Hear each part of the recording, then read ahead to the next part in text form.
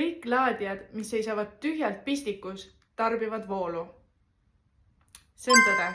Kuigi tarbitud kogus on väike, toimub tarbimine 24/7.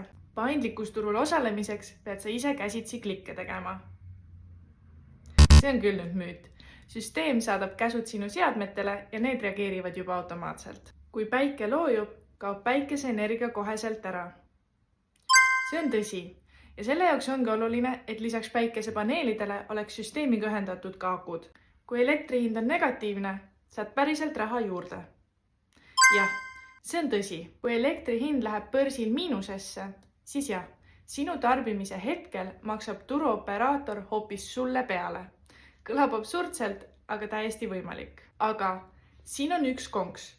Kui samal ajal toodad ja müüd sina elektrit võrku, näiteks oma päikesejaamast, siis miinushinna korral maksad hoopis sina peale. Ehk ühelt poolt võiksid teenida, teiselt poolt hoopis kaotada. Sellepärast ongi oluline, et su süsteemil oleks olemas nutikas juhtimisseade, mis teab täpselt, millal müüa ja millal mitte.